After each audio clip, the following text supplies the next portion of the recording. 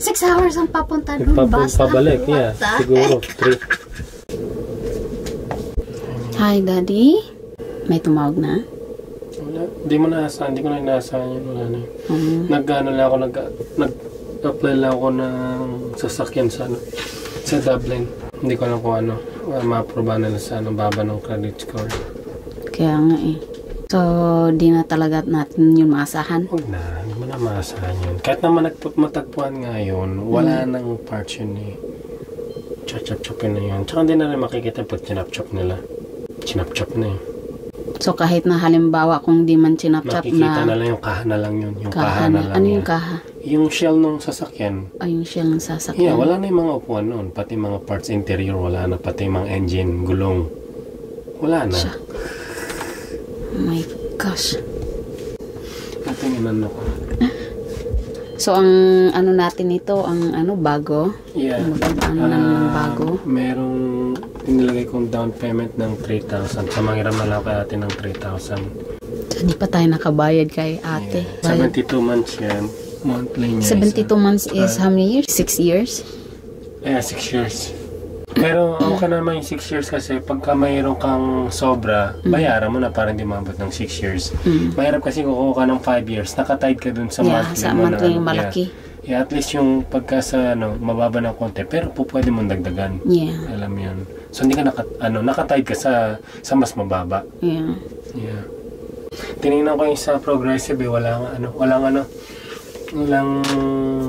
parang walang liability makausap lang. liability lang. Pero tatawagan ko pa rin mamaya siguro. Tinignan ko yung liability lang tsaka yung damage. Ito yung tinignan ko kahapon. Meron. At least mas mura siya. Like that. Wait! That is flat because to buy that one? Magda-down ka lang ito, 3,000 down payment mo. Ang presyo ng sasakyan ito, 35 lahat. Kasama yung tax. So you... Yung monthly mo ito. Dad, you're planning to buy this one? Yeah. For 72 months. Dad is planning to buy this one? Huwag na lang to, Daddy. Yung katulad na lang yung sa atin dati.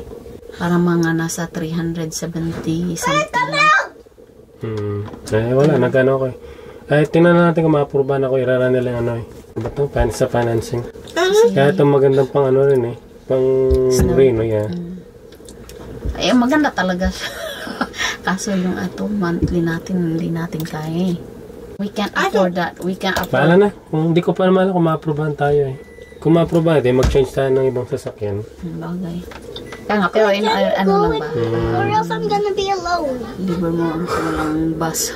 Merong bus, pero about 6 hours yung doon, papunta doon. 6 hours ang papunta doon, bus pabalik, yeah. Siguro, 3.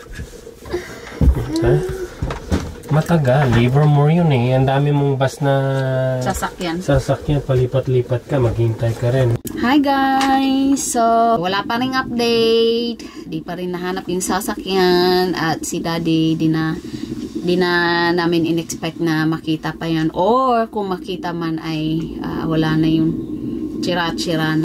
So, naghahanap na lang si Daddy ng panibagong sasakyan. So, ayan, yung panibagong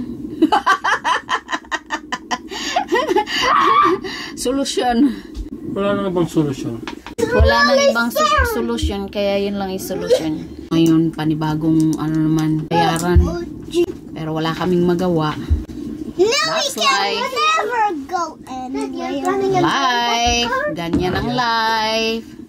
So, yan lang guys. Yan lang yung update namin. Bye and have a wonderful day everyone.